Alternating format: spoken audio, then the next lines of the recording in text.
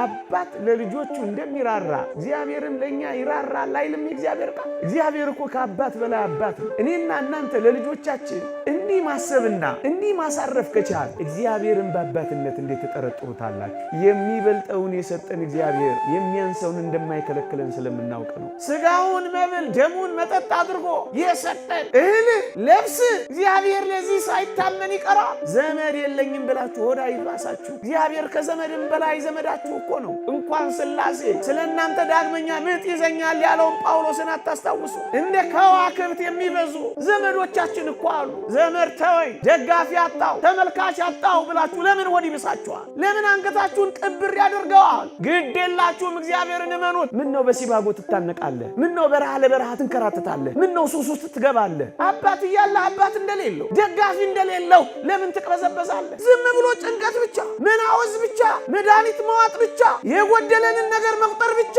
ቢቆረጥ በእግዚአብሔር ተስፋ ይቆረጣል። ይሄን ሁሉ ቃል ኪዳን ገብቶልን አይታመንም እግዚአብሔር። እስራኤልን እኮ መና ነው ያወረደላቸው። እኛን እኮ ራሱ መጥቶ ነው ብሉ ጠጡኝ አለው። እኔ አንዳንድ እህቶችን ዜና ሰማለሁ። ከበላው እኮ 3 ቀኔ ነው ግን ምንም አራበኝም ይላሉ። ሳያስርባችሁ እንኳን ሊያኖር እንደሚችል፣ ሳያስጠማችሁ እንኳን ሊያኖር እንደሚችል ማመን፣ ይሄ ነው እምነት ማለት። እመኑት እግዚአብሔር። እኛ እኮ እግዚአብሔርን የምንጠረጥረው ለማያምኑት እንኳን በሚሰጠው ነገር እኮ ነው። እናንተ ይሄ አሳፍር። የሰማይ አባታችሁ ለአሕዛብ እንኳን የሚሰጠውን አንተ በዚህ ኩርምት ጭርምት ትላለህ። በዘመናት የነበሩ ሰዎችን ተመልከቱ።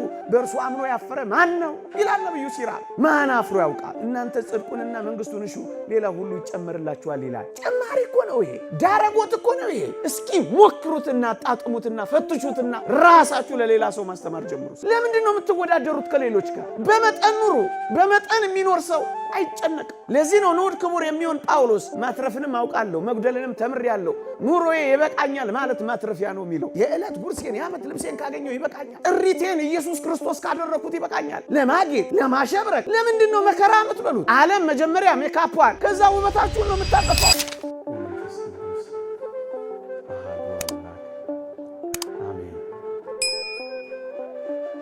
የተወደዳችሁ ምዕመናንና ምዕመናት እንደምናመሻችሁ እንደምሰነበታችሁ፣ አሜን። በቸርነቱ የጠበቀን በአጸደ መቅደሱ የሰበሰበን ስሙን እንድንጠራ ቃሉን እንድንሰማ የረዳን የአባቶቻችን አምላክ የእኛም አምላክ ልዑል እግዚአብሔር ዘላለማዊ ስሙ የተመሰገነ ይሁን። ለቀደምት አበው ለነቢያት፣ ለቅዱሳን ሐዋርያት፣ ለሐዋርያውያን አበው ለሊቃውንት የገለጸውን ጥበብና ምስጢር ለሁላችንም ይግለጽልን። ከዚህች ዕለት በረከት ረድኤት ለሁላችንም ያሳትፈን። አሜን።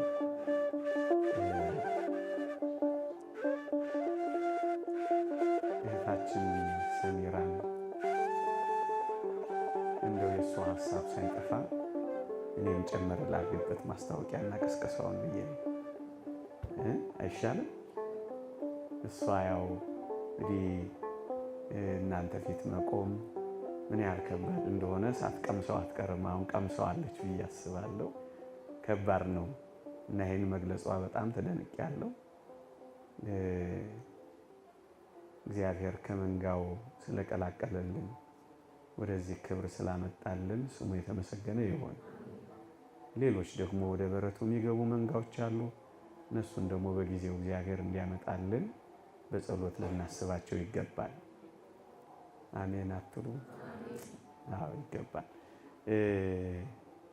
መቼ ነው ያለቻችሁ? ቀኑን ነግራችኋለሁ። ጥቅምት።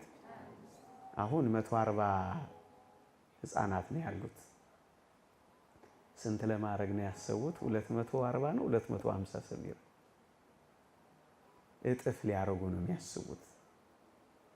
እና ይሄን የመሰለ ትልቅ ስራ ዛሬ ብቻ አይደለም ሌላ ቀንም ተነጋግራችሁ አባታችንን አባ ኢያሱን እነዚህን አስራት በኩራታቸውን እያወጡ በወር 200,000 ብር መድበው እነዚህን 140 ህፃናት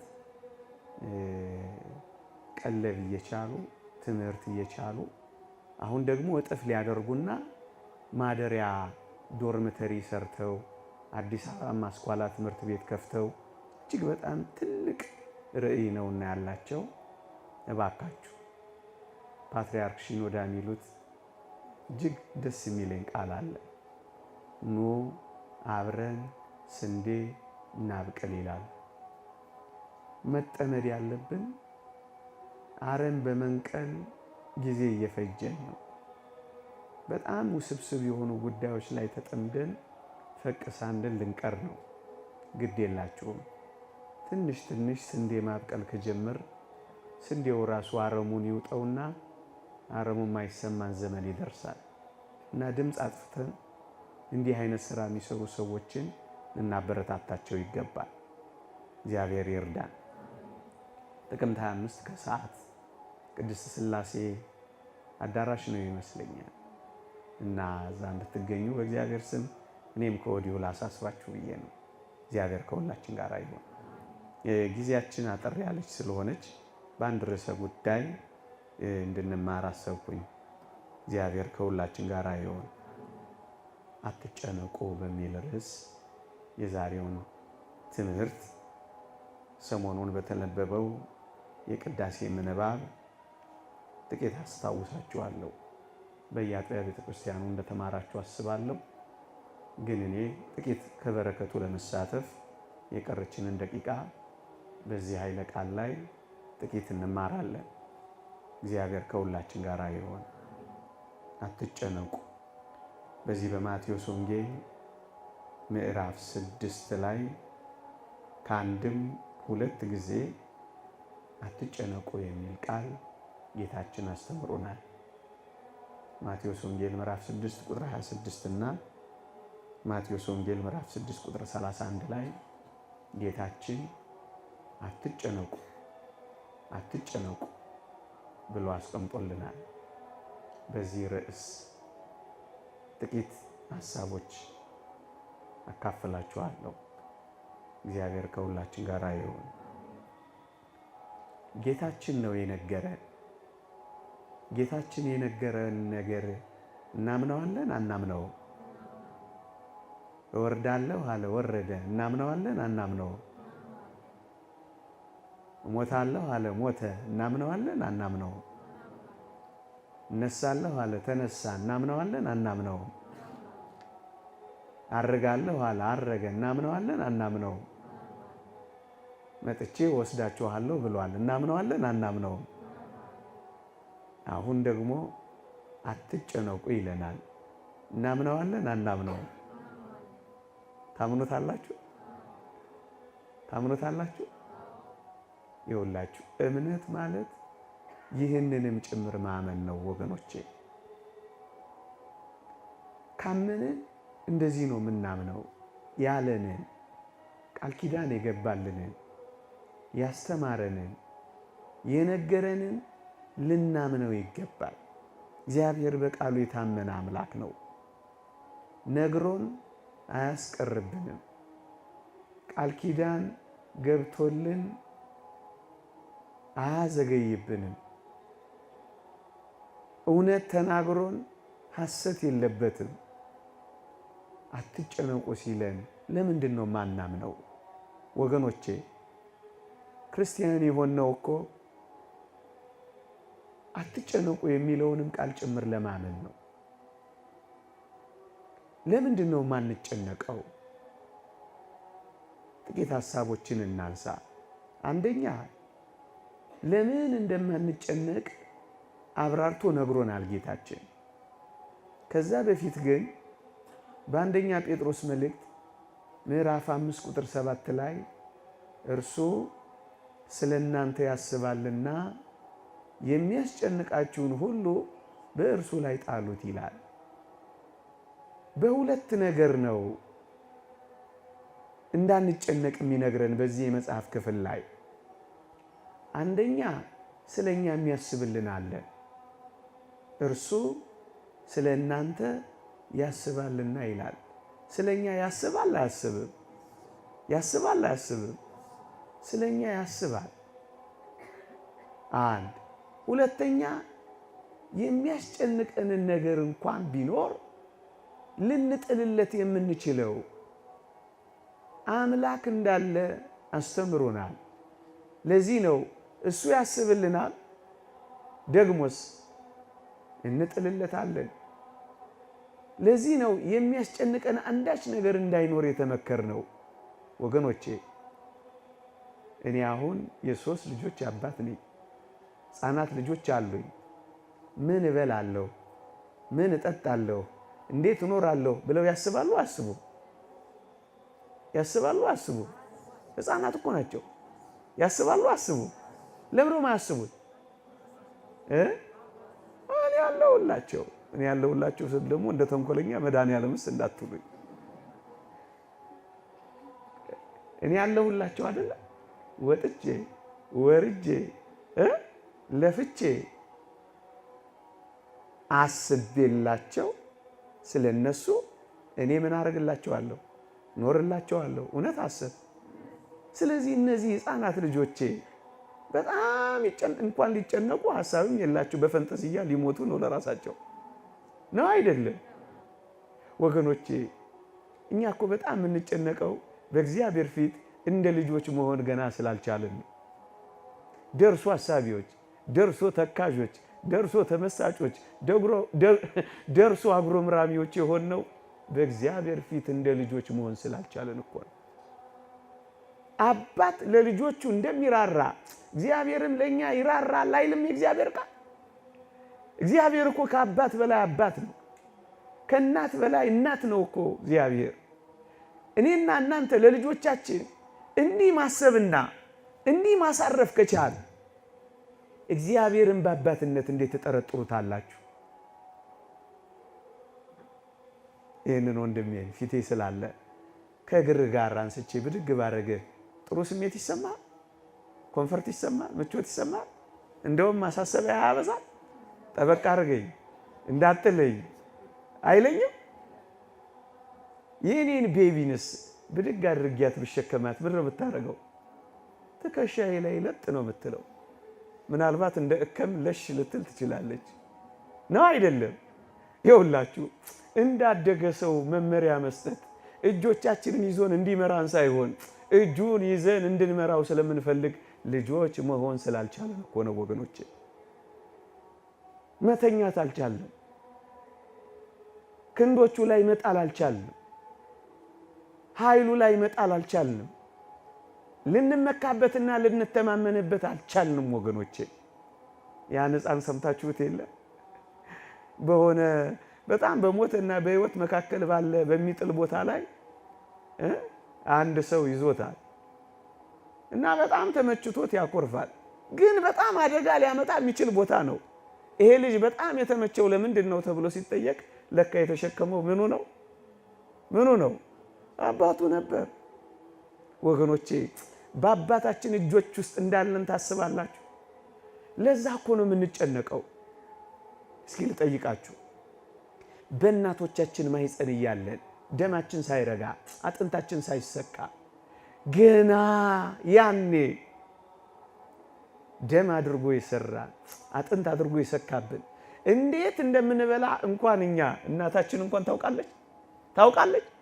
ሰው ሁሉ ሊረዳው በማይችለው ጨለማ በሚመስል በዚያ ህይወት ውስጥ እኛን ሰው ያደረገን ማን ነው? እኛ በማናውቀው ዓለም ውስጥ እንኳን እግዚአብሔር እኮ አኑሮናል። እውነት አስብ። እናትህ እንኳን ሳታውቅህ እናትህ ሥላሴ ያውቀዋል። አባትህ እንኳን ሳይረዳህ አባትህ እግዚአብሔር ያውቀሃል። በዚያ ጥልቅ ጉዳይ ውስጥ እንኳን እግዚአብሔር ማኖር ከቻለ ዛሬ ህይወት ዘርተህ መንቀሳቀስ እየቻልክ እግር እጅ ኖሮ ማሰብና መመዘን እየቻልክ እግዚአብሔር ይተወኛል ብለህ እንዴት ታስባለህ? አትጨነቁ። እማንጨነቀው ስለኛ በርግጥ የሚያስብ እግዚአብሔር ስላለ ነው። አንደኛ። ሁለተኛ ለምንድን ነው በጣም ማንጨነቀው ካላችሁ የሚበልጠውን የሰጠን እግዚአብሔር የሚያንሰውን እንደማይከለክለን ስለምናውቅ ነው። እውነት አስብ። የሚበልጠውን ሰጥቶናል አልሰጠንም? ይኸውላችሁ በምትበሉትና በምትጠጡት ወይም ስለ ሰውነታችሁ በምትለብሱት አትጨነቁ። ነፍስ ከመብል ሰውነትም ከልብስ አይበልጥምን ይላል። ወገኖቼ ነፍስን የሰጠ መብልን አይሰጥምን? ቁርበትን የተከለ ሰውነትን የፈጠረ ልብስን ይነፍጋልን? እግዚአብሔር ለሚበልጠው ከታመነልህ በሚያንሰው ነገር መጠርጠር ይገባሃልን? ፍጠረኝ ሳትለው ፈጥሮሃል። ካለመኖር ወደ መኖር አምጥቶሃል። ያላሰብከውን ነገር አምጥቶ ሰጥቶሃል። በጸጋ አክብሮሃል። ታዲያ ፊንጥሬ ኩባያ ውሃ እኔንና አንተን ይነፍገናል? ለዚህ እኮ ነው አይበልጥም ወይ ይላል። የሚበልጠውን ከሰጠኋችሁ የሚያንሰውን ነገር እነፍጋችኋለሁ ወይ እኮ ነው የሚለው ወገኖቼ። ለሚበልጠው የታመነልን በሚያንሰው ነገር እንዴት ትጠረጥሩኛላችሁ ነው እኮ የሚለን። ለዚህ እኮ ነው ነፍስን የሰጠ ምግብ መስጠት ይሳነዋል ወይ? አንድ ደግሞስ ስጋን ከአራቱ ባህሪያት አዋህዶ የፈጠረ ልብስ መስጠት ያቅተዋል ወይ? ሳትጠይቀው የሰጠህ አይደለምን? ሳትለምነው ያመጣህ አይደለምን? በሚያንሰው እጅግ ዝቅ ባለው ነገር አምላክህን ልትገምተው ይገባልን? ደግሞስ ስጋን አስነስቶ ነፍስን አዋህዶ ኋላ በመንግሥተ ሰማያት እጅግ መንፈሳዊ ሕይወትንና ምግብን የሚሰጠን አሁን በምድራዊ ነገር እሱ ይጠረጠራልን? በሚበልጠው ታምኖልሃል። በሚያንሰው ነገር ለምን ትጨነቃለህ? ደግሞስ ስጋውን የቆረሰልህ ደሙን ያፈሰሰልህ ራሱን የሰጠልህ ከዚያ ወዲያ ያለውን ነገር እንዴት ይነፍገኛል ብለህ ታስባለህ? ከሰማይ የወረደው ለአንተ ነው። መስቀል ላይ የቆመው ለእኛ ነው። ስጋውን መብል ደሙን መጠጥ አድርጎ የሰጠን እህል ምግብ ለብስ እግዚአብሔር ለዚህ ሳይታመን ይቀራል። ለዚህ ነው አትጨነቁ የሚለን። የሚበልጠውን ከሰጠው ግድ የለም በሚያንሰው ነገር አጠርጥረኝ ታመነኝ የሚለን እኮ ለዚህ ነው ወገኖቼ። ምድርን ያመናትን ያክል እንኳን እግዚአብሔርን እኮ ማመን አቅቶናል። በምድራዊ የምንሽከረከረውን ያክል እንኳን እግዚአብሔርን መታመን አቅቶናል። እመነኝ የሚለው የሚበልጠውን ከሰጠው የሚያንሰውን አልነፍግም ቃል እገባልሃለሁ እኮ እያለ ነው። እናት ልጇ ጡቷን ሲስብላት ማግ ሲያደርግላት በጣም ደስ እንደሚላት እግዚአብሔርም እኮ ስናምነው በጣም ደስ ይለዋል ወገኖቼ። እንድናምነው የሚፈልገው በዚህም ጭምር ስለሆነ እኮ ነው አትጨነቁ የሚለን። የሚበልጠውን አድርጎልናል ወገኖቼ። ዝቅ ይልና አዕዋፋትን ተመልከቱ ይላል። ወገኖቼ እናንተ ከወፎች አትበልጡምን ይላል። ጌታችን ለወፎች ሞተን? ጌታችን ለቁራዎች መጣን? ቁራዎችና ወፎች ጉዳዮቹ ነበሩን? ጉዳዮቹ እኮ አንተ ነህ። ጉዳዮቹ እኮ እኛ ነን። እናንተ እኮ ከወፎች እናንተ እኮ ከቁራዎች ትበልጣላችሁ። ግዛን የሌላቸው ፍጥረታት በሙሉ ሕያዋን ካደረጋቸው ለእናንተ የሚነፍጋችሁ ነገር ስላለ ትጠረጥሩታላችሁ ነው እኮ የሚለን። አዕዋፋትን ተመልከቱ የሚለን እኮ ይህንን ነው። ከተፈጥሮተ አዕዋፍ ተፈጥሮተ ሰብእ አይበልጥም ይላሉ ሊቃውንት። እኛ እኮ እንበልጣለን። በምድር ላይ ለሕያው እግዚአብሔር እንደ ሰው ያለ ማን አለ? ወፎችን ካልተወ፣ ጫጩቶችን ካሰበ፣ ቁራዎችን ከመገበ ወገኖቼ እኛን እንዴት ይተወናል ብለን እናስባለን? በዚህ አለማመን ራሱ ከባድ አይደለ እንዴ? ያቺ ንጓለ ቋውት የምትባል ታሪክ ሰምታችኋት ይሆን? ነሐሴ ላይ ቤተክርስቲያን የምትሰብካት ቁራ ልጅ ትወልዳለች። ልጅ እንደወለደች ልክ ስትወልዳት በጣም ላባ የሌላት ምልጥ ያለች አይን የሌላት ምንም ነገር የሌላት አስፈሪ ድቡልቡል ነገር ትመስላታለች። ከዛስ እናቶዬ እቺማ ልጅ አይደለችም ብላ በራት ትሄዳለች። ምን አይነት እናት ነች እንዳትሉ እናንተ ምን ታርግ ደንግጣ እኮ ነው። ከዚያስ አይን የለው ሄዶ አይበላ ገና አይኑ ሞጭሟጫ ነው። ክንፍ የለው አይበር ምን ይስራ? እግር ገና አላወጣ አይድ ማን አለው ለዚህ ቁራ? ወገኖቼ የምንበርበት እግር እንኳን ባይኖረን እንዴት የታመነልን አምላክ እንደሆነ ቤተክርስቲያን የምታሳየን በዚህ እኮ ቁራ ነው ወገኖቼ። ጉልበት የለው አይፎካከር ገና የአንድ ቀን ጫጩት ነው። ኃይል ኖሮት እንዳይቀማ ትር ብር እንዳይ ገና ከምድር አልተነሳ ወደ ከፍታ አልገባ። ዘመድ አዝማድ የለው ብቻውን ነው። እናቱም ጀርባውን ሰጥታው የበረረች ናት። ታዲያ ለዚህ እውር አሞራ፣ ለዚህ እግር ለሌለው ቁራ፣ ለዚህ ጉልበት ላጣ መናኛ ማንም ያኖረው ይመስላችኋል? ማንም ያኖረው ይመስላችኋል? ወገኖቼ ዘመድ የለኝም ብላችሁ ሆዳ ይባሳችሁ። እግዚአብሔር ከዘመድም በላይ ዘመዳችሁ እኮ ነው። ከወንድም በላይ ወንድም ነው። ከእህት በላይ እህት ነው። እንደ ደመና የከበቡን ቅዱሳን አሉን። ስለኛ ምጥ የሚያዙ እንኳን ሥላሴ ስለናንተ ዳግመኛ ምጥ ይዘኛል ያለውን ጳውሎስን አታስታውሱ? አልገባንም እንጂ እንደ ከዋክብት የሚበዙ እንደ አሸዋ የሚሰፉ ዘመዶቻችን እኮ አሉ። ዘመድ ተወኝ፣ ደጋፊ አጣው፣ ረጂ አጣው፣ ተመልካች አጣው ብላችሁ ለምን ሆድ ይብሳችኋል? ለምን ጭንቀት ይገባችኋል? ለምን አቅል ያስታችኋል? ለምን አንገታችሁን ቅብር ያደርገዋል? ብቻችሁን እንኳን ብትሆኑ መብረሪያ ክንፍ ብታጡ መመልከቻ አይን ባይኖራችሁ መመከቻ ጉልበት ባይኖራችሁ እርጅና ቢጫናችሁ ግድ የላችሁም። እግዚአብሔርን እመኑት። ያስርባችሁ እንደሆነ እዩት፣ ያስጠማችሁ እንደሆነ ፈትኑት። ምን እንደሚያደርግ ታውቃላችሁ? ያ ጫጩት ሲወለድ የሚያጣብቅ ነገር አብሮ ይዞት ነው የሚወለደው። ስቲኪ የሚያጣብቅ ነው።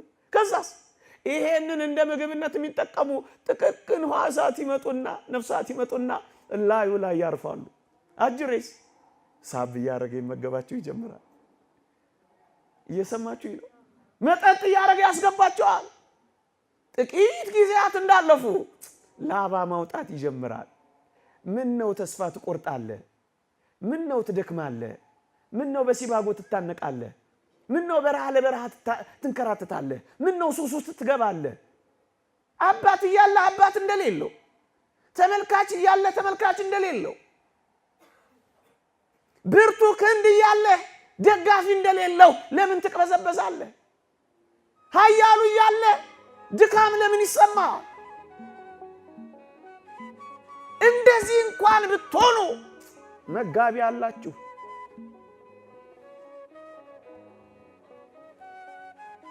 አጉራሽ አላችሁ፣ አልባሽ አላችሁ፣ መካች አላችሁ። ይህንን ነው ማየት ያልቻልነው። ተስፋ እዩት። ምን አለው? ምን አለው? ያቺን የሉቃስ ወንጌል ምዕራፍ 18ን ሴት አላያችኋት? የምታስፈራራባት ባል የላት፣ ሞቶባታል። የምትማርክበት ውበት የላትም፣ ደምግባት የላትም፣ አርጅታለች። የምትደልልበት ገንዘብ የላትም፣ መናጢ ናት። ግን ዳኛው ስለ ዝብዘባዋ ሲል ሰማት ይላል።